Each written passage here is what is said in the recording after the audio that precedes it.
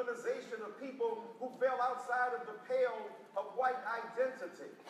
And it was a narrow construction of white identity. It wasn't a deep and profound and complicated conception of whiteness that was multi-variegated and multi-hued and multifactorial. It was plain and simple.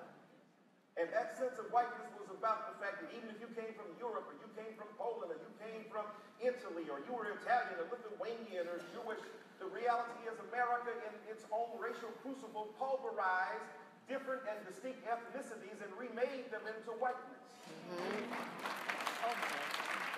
Now I know y'all know that. I know I'm preaching to the choir, but the choir got to rehearse too.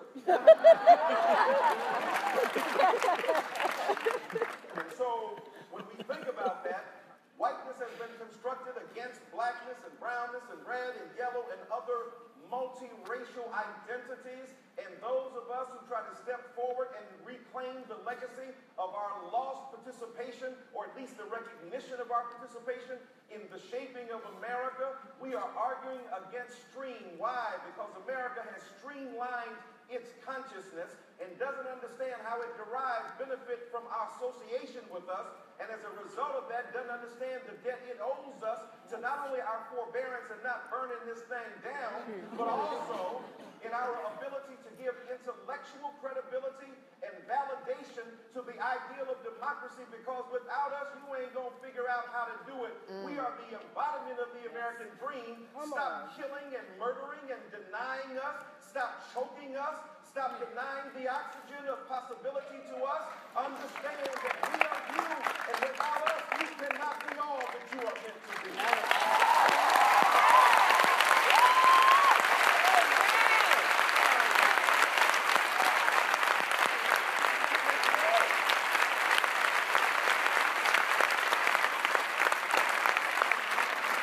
So we realize that out of many one, e pluribus unum, you can't have that credo unless you got the many.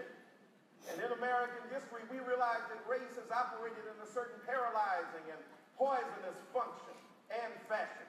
It has denied legitimacy and validity to individuals who happen not to be white. And even white brothers and sisters have been subject to the vicious and acrimonious spread of white supremacy. What do we mean by white supremacy? Not the pointing of fingers and saying, you white folk, not at all. It is about the conscious or unconscious belief or investment in the inherent inferiority or superiority of one group to another. The beauty of white supremacy is it ain't got to have nobody in charge in order for the machine to keep operating. And that's why when we speak about this, it's very nervous. It's crazy making to America. America would rather forget. Let's not deal with this. Why keep rehearsing it? Well, why keep talking about the Constitution? You weren't there when it was constructed. Why talk about the Declaration of Independence? You weren't even born. And so the reality is that that history is critical. Why? Because we understand the beautiful ideals that motivated us. The impetus toward freedom that made this nation become what it is today, but unless we recognize that everybody wasn't included in that vision. You wasn't dealing with everybody. You were dealing with some everybody. And now everybody is at the table asking for a spot. Can we sit down? Can we get in the cafeteria of opportunity? Can we pull from your own particular bins our possibilities? So in America, we must recognize that past, but we got to also talk about the present. It ain't as if when it comes to race that we done dealt with all that. Thought we had been there and done black. We're post-racial. We have a black president. He's a great guy, but dog, one guy living in public housing can't solve the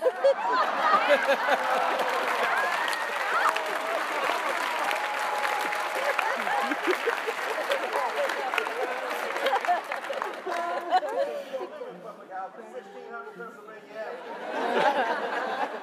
is the place for you to be. But one black man can't solve the problem. That's like saying when Hillary Clinton becomes president in a couple of years,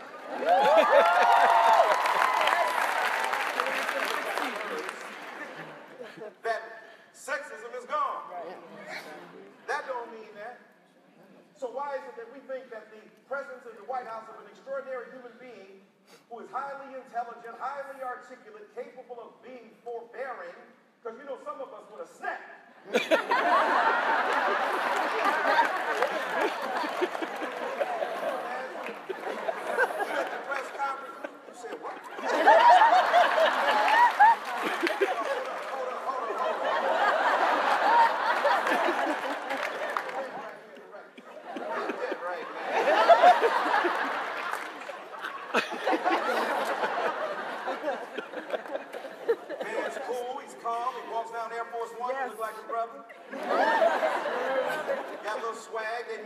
swagalicious.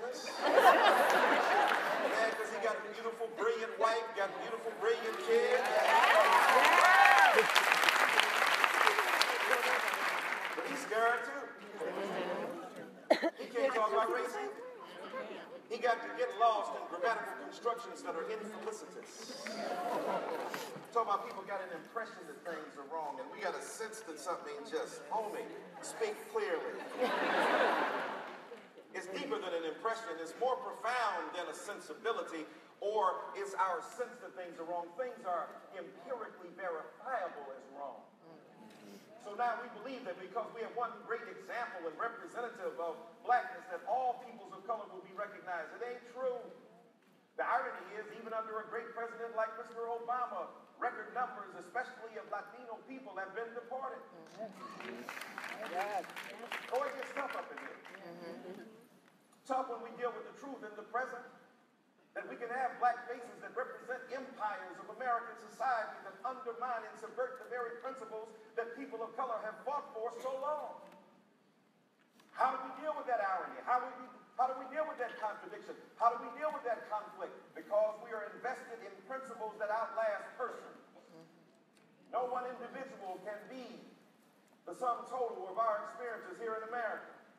We have to be deeply invested in change, not in one person's presence that represents the payoff to people of color of all the investment we have made in the possibility of the American dream. You and I must realize that in the present we are struggling with many of our white brothers and sisters who are students and teachers who are not familiar intimately with the struggles that we have waged in defense of principles and practices that they benefit from, but have not acknowledged our contribution to. So, people say you're here because of affirmative action. No, I'm here because you closed the door, I knocked it down, you wondered how the hell I'm still up in here.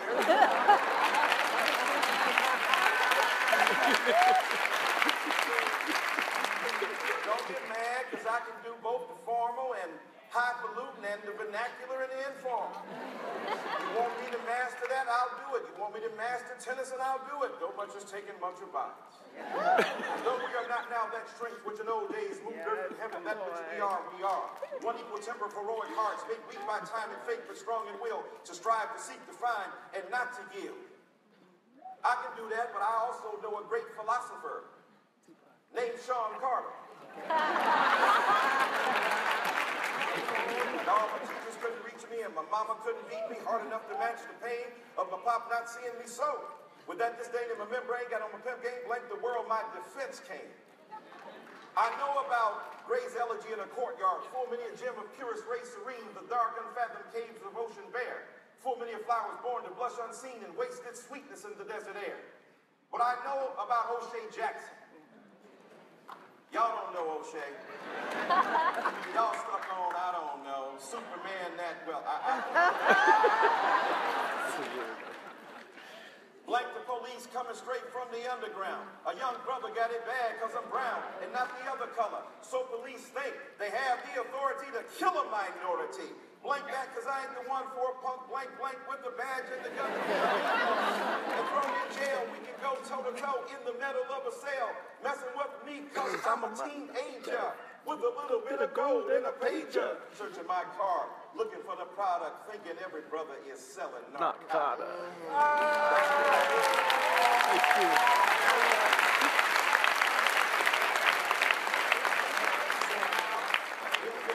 We have racial amnesia colliding with a lack of recognition of black and brown and red and yellow humanity. People of color, we are human beings.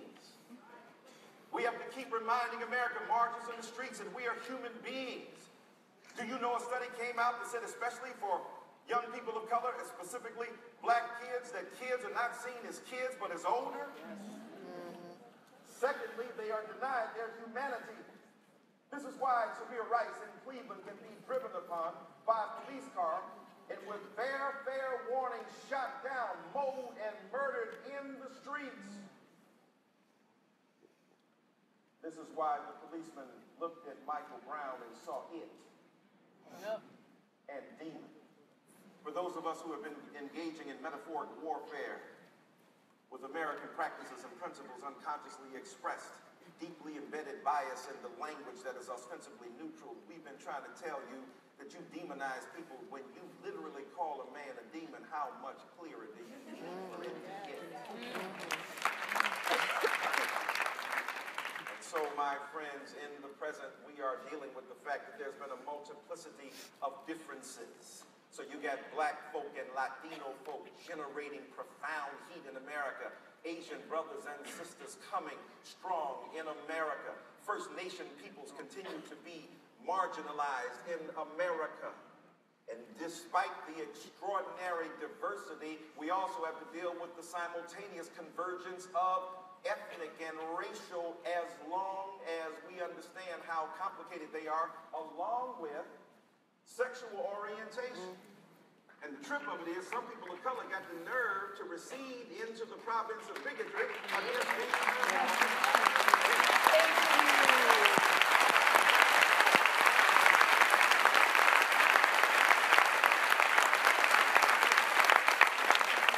Then you try to make God co-sign your bigotry. What Bible you read? Ain't no asterisk in the Bible, everybody. If you believe in that, it's supposed to be available for the grace of God, but you're trying to parse it out. You're trying to segregate it. And you're trying to say God wanted you to do that. Well, I can deal with the race thing, but not the gender, and certainly not the sexual orientation.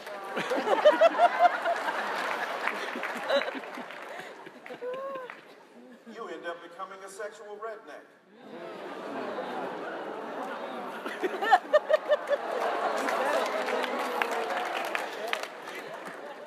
So I want you to think about different diversities. I want you to think about the diversity of diversities. When we deal with race, we deal with ethnicity, we deal with sexual orientation, we deal with gender. Half the people in this world are women. They are doing incredibly difficult and complicated work. And yet even in communities of color, women's jobs are not recognized. Women's work is not rewarded. Women's labor is still not seen.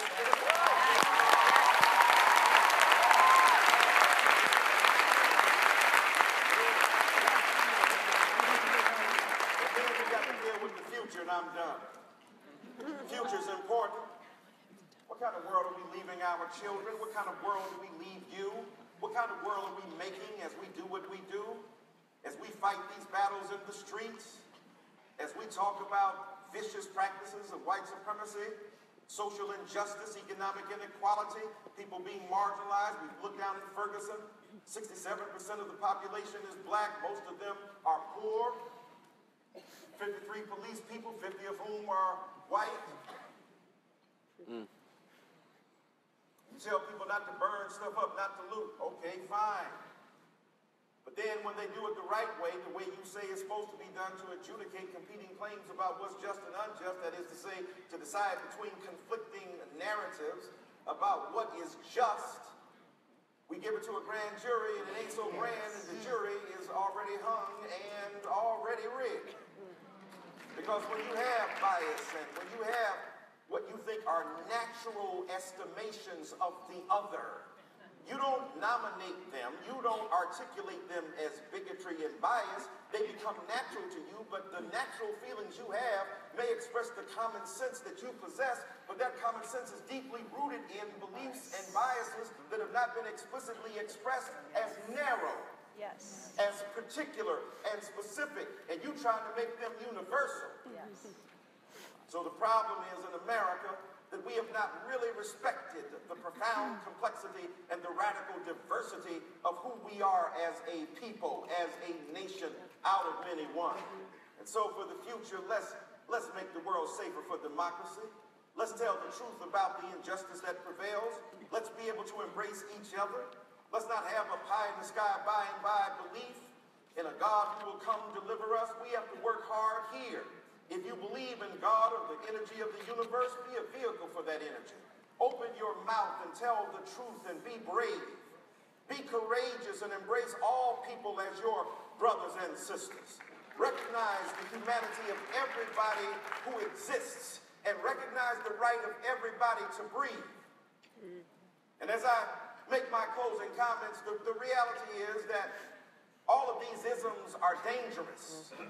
You know, people argue on television, well, not all cops are bad, it's just a few bad ones. Well, the few bad ones are making it rough for the rest of us. It's like saying, you know, most of the cells in the body are fine, it's just those few cancerous cells. If you don't check them, they're going to kill you. We got to check the cancer. We got to make sure that the body politic is dealt with scrutiny that is just. And we've got to recognize that all of us as people of color, all of us as human beings breathing deserve the right to maximize our potential and to expand the democracy that is made possible by our gifts. And so I end by saying, this is why when I wrote a book called Why I Love Black Women, now I'm a man of the 70s, I love all the women of the world. That's how we did it back in the 70s. Cancer, float, float. See, we told the truth about it. I'm not saying we were exemplary. We were sexist too. We just didn't promote it like y'all do. Y'all in public singing about your sexism, promoting your misogyny, celebrating your patriarchy. We were smooth with it. But we didn't want to celebrate our pathology. We didn't want to articulate it as the basis of relationships. I don't see how some of y'all even get women the way you talk to them. Sorry? Hey, Ma. No. I'm just saying. Y'all say, Jay, I can't see him coming down my eyes, so I'll make the song cry. We were crying right with the song. Sunshine. Blue skies. Please go away. My girls found another and gone away. With my future, my life was filled with gloom, so day after day, I stay locked up in my room. I know you. It might sound strange, but I wish it would rain.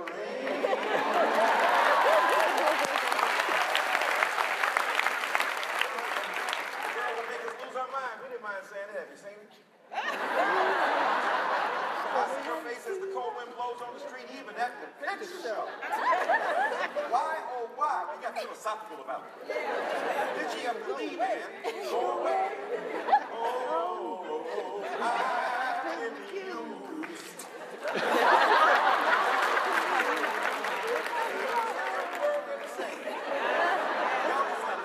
No, we don't know what you're saying. Then the girl made us see things. Today I saw somebody who looked just like you. She walked like you. I thought it was you. But it wasn't you. In the corner, I called out your name. Shanae.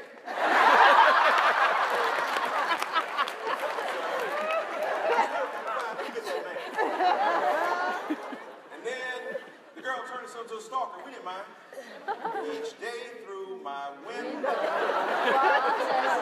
she passes by. Women, you watching her every day? Years you stalker, call the police. Now what y'all singing? You remind me of my G. I love Trey songs. You gon' think I ain't really sex. No, not really.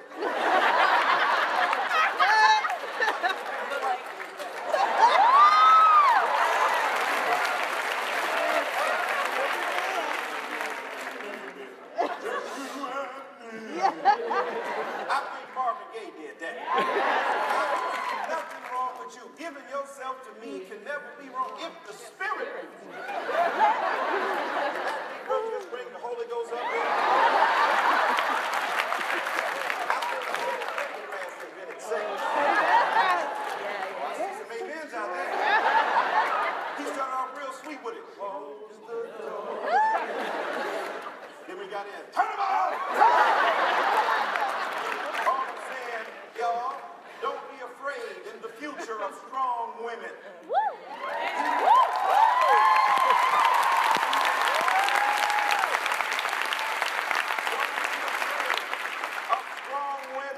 Don't you think Harriet Tubman was strong? What did she do? She didn't go, excuse me. There's a thing called the Underground Railroad. It's really cold.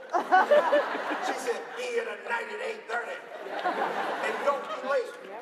They showed up this time and we was going to go, but we not going to go, but we won't tell nobody.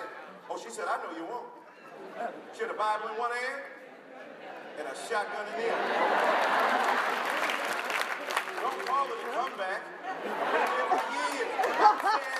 And she had to do that to some of them, right? She had to cold clock some of them because they didn't know that they needed to be free, but the woman drug them there anyway. And see, she knocked them out, and when they woke up, where I is, you're free.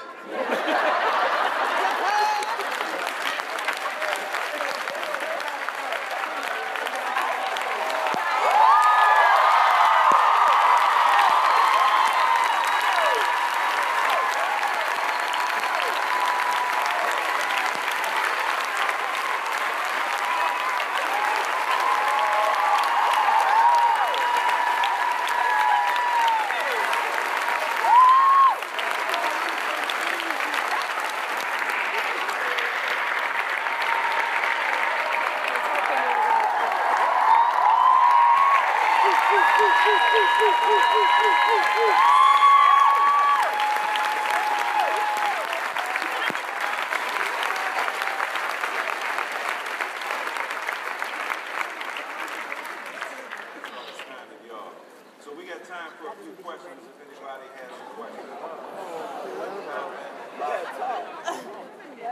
He was ready to be done. Anybody got a question? You good? Yeah. Oh. Someone's coming. What's that?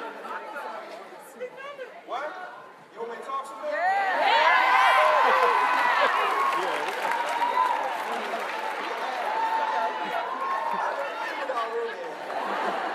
I'll say this though, it's so good to see all of you here, and the reason it's good to see all of you here, because even when we get the temptation to be cynical as older people, or to fall into despair, the fact that you were willing to be here and to fight and to give voice to noble ideals and to give flesh to powerful conceptions that others who couldn't even imagine you all coming are now proud, either in their graves or in the clouds beneath, above us, or in the ground beneath us. They are proud of the fact that you are the payoff for the investment.